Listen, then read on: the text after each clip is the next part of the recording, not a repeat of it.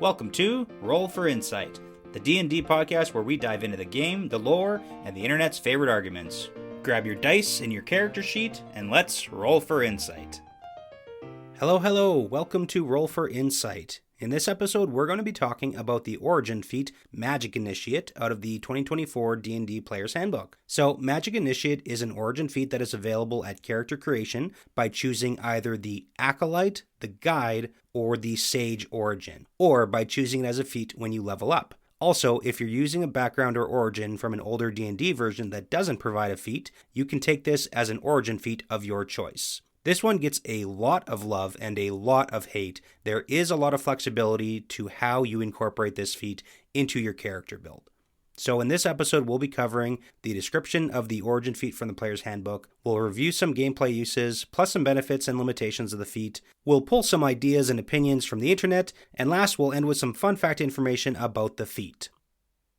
Okay, first topic. The origin feat Magic Initiate is available to the following origins: the Acolyte for the Cleric spell list, Guide for the Druid spell list, and Sage for the Wizard spell list. From this feat, you gain the following benefits: 2 cantrips. You learn 2 cantrips of your choice from the Cleric, Druid, or Wizard spell list. Intelligence, Wisdom, or Charisma is your spellcasting ability for this feat's spell. Choose when you select this feat. Level 1 spell. Choose a level 1 spell from the same list you selected for this feat's cantrips. You always have that spell prepared. You can cast it once without a spell slot, and you regain the ability to cast it in that way when you finish a long rest. You can also cast the spell using any spell slots you have. Spell change. Whenever you gain a new level, you can replace one of the spells you choose for this feat with a different spell of the same level from the chosen spell list. Repeatable. You can take this feat more than once, but you must choose a different spell list each time. Now, a few clarifications on the description.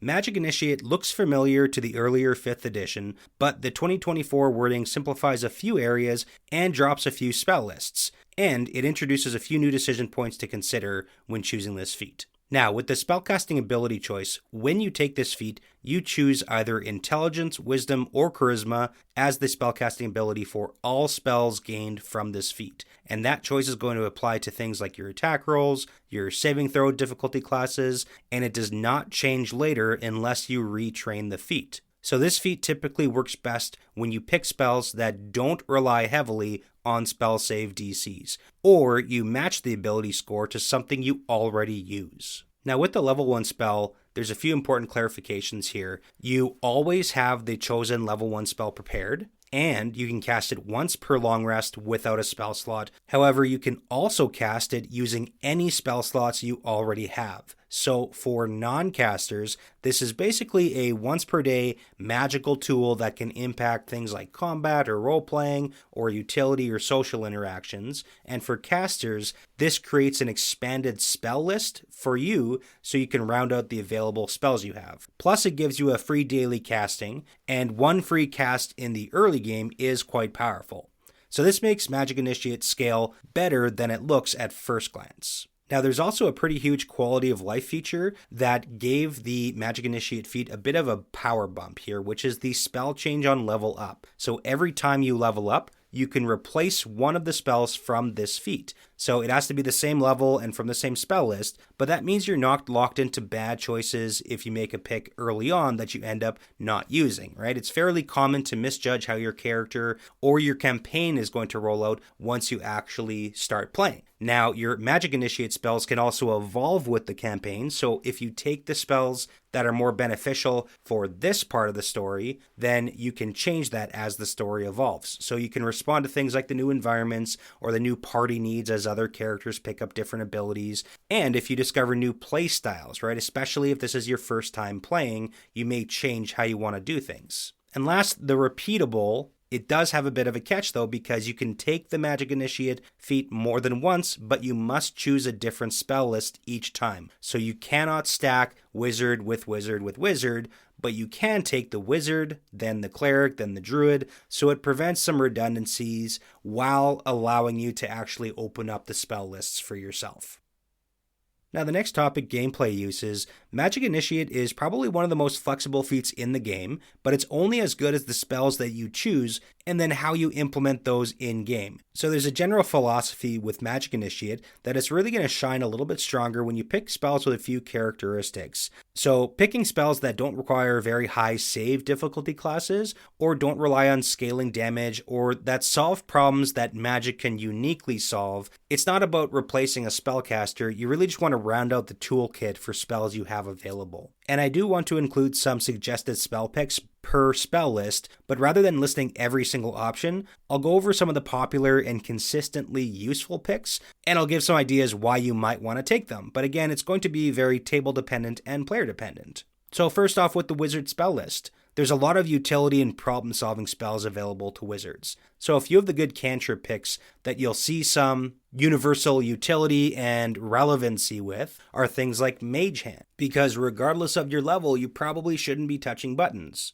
Prestidigitation is a great pick too, because there are an endless amount of small problems that can be solved with this spell. Minor Illusion is another great pick, because it gives you some creative control and misdirection. And light, if you don't have a reliable light source without gear, then this is a good solid pick too. These ones don't really care much about your intelligence, and there is some usefulness forever throughout a campaign. There's also a lot of really solid level 1 wizard picks, so Find Familiar, very popular to choose, because that gives you access to scouting, help actions, and there's a lot of roleplay value. Depending on the campaign, Detect Magic has a lot of utility, whether or not you're a wizard. Disguise Self can give a lot of social flexibility, and it can help with infiltration. And things like Featherfall, it's the emergency button that definitely has saved a few lives at the table. So Wizard Magic Initiate is pretty excellent for non-casters who want clever solutions and to have access to some of those cool low-level spells. Now, looking at the Druid spell list, there is a lot of exploration and survival picks that you can go through. So some of the good Druid cantrip picks, we've got things like Guidance, which is arguably one of the best cantrips in the game, because I will never not take an extra 1d4 to an ability check. Then you've got things like Druidcraft. It gives a lot of environmental flavor and a little bit of utility. You've got options like Produce Flame for a light source and a small damage option. And then Shillelagh, or however you want to say it, because I'm pretty convinced that nobody actually knows how to pronounce that word, is pretty niche but strong for specific builds too. Then with some solid level 1 druid picks, you've got the Goodberry spell, which is really great for resource efficiency and survival or emergency healing. You've got some utility spells like Speak with Animals, which can be campaign dependent but still very powerful. Entangle gives you some battlefield control, which is save dependent, but it can also be useful. And Create or Destroy Water, which can help with survival and logistics, especially in the grittier campaigns. So Druid Magic Initiate is a fantastic choice, especially if you're doing a lot of the wilderness campaign type play or the survival heavy games, where you track things like rations and resources. Now last with the Cleric spell list, there's also a lot of support and reliability with the Cleric list. So some of the good Cleric cantrip picks, again, you've got Guidance, which is always relevant. You've got spells like Spare the Dying, which is a stabilizer without checks at the table. Thaumaturgy gives you some social and environmental presence. And then again, Light is simple, but again, effective utility depending on the campaign. There's a lot of great level 1 Cleric picks too. So Bless is one of the best buffs in the game. Healing Word gives you some long-range emergency healing. Sanctuary gives a lot of defensive protection. And then again, you've got access to Detect Magic through the Cleric list. So Cleric Magic Initiate is ideal when your party is lacking that support caster, or if you just want to have a few emergency buttons without committing to a class in case things go south. So to wrap up here, there's a lot of benefits with Magic Initiate. There's a lot of flexibility. You get a very broad spell access to pick from, and it does scale with level due to retraining, and it's going to be useful for both casters and non-casters. But there's also a lot of limitations to it because you need to set expectations, and that will matter in your choices. You only get one level 1 spell for free per long rest, and the save difficulty classes are going to lag if you're choosing the wrong casting stat. So some spells look better than they're actually going to perform if you're not including scaling. So Magic Initiate is very important to have a careful spell selection pick, and the retrain option helps you avoid those mistakes. Okay, now on to some discussion board topics from the internet. So as I mentioned at the beginning, Magic Initiate does get a lot of love and a lot of hate. And a very common take to that is that this is worse than multiclassing. So critics have been arguing that multiclassing is going to give you access to more spells and it scales a lot better. And while that's true, there is no level delay, so you're not taking the level dip if you're taking the feat, and there's no stat requirements that the multiclassing side of things requires. So Magic Initiate really helps round out your build without actually committing, and it can give you a few emergency buttons. Now, another really common criticism of Magic Initiate is that everyone just takes the same spells, and there definitely is some truth to that because Guidance, Find Familiar, Bless, they come up constantly in the lists of the best spells to choose. But that's because they're good spells. And arguably, someone should have Guidance in your campaign. So if you don't have the class picks for it, then Magic Initiate is a great option. But if somebody already has it and then you also take it, then yes, that's going to make this feat feel redundant. So the argument seems to be less about the imbalance of the feat and more about the utility and the design, because popular spells are popular because they're good at solving common problems in D&D. And another common internet argument here is that this one can be a trap for new players because new players sometimes make the wrong spell selections. They might be picking the save-dependent damage spells, they might be expecting scaling combat spells, but that can lead to a lot of disappointment, and that's why expectation setting when choosing your spells is important. So Magic Initiate is best if you avoid relying on the DCs because you're not necessarily going to have the stats to back it up. However, this can be a really fun feat to choose because it really lets you lean into the role-playing side of things to build your character the way you want. Now, to wrap up with the fun fact information, I'm pretty sure Magic Initiate exists because players have always wanted just a little bit of magic, because who doesn't want that?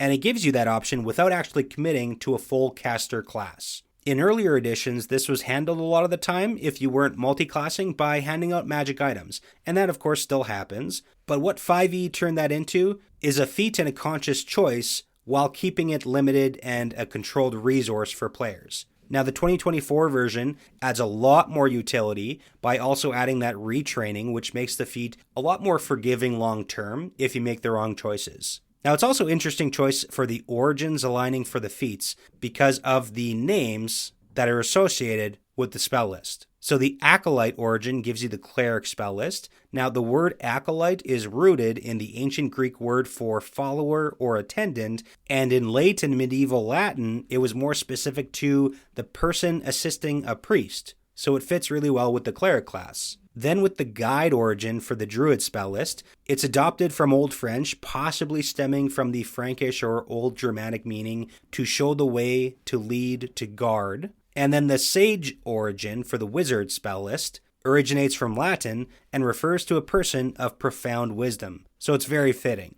Now, where this leaves the Magic Initiate origin feat, it's not really about power, it's about opening up options, and at the right table, it's really going to help smoothing out some gaps in party composition, and it gives you that hint of magic without actually redefining your character. However, you just gotta watch out for the poor spell choices because that can make this feat feel really underwhelming. So the last advice here is that it's okay to pick popular spells. They're popular for a reason.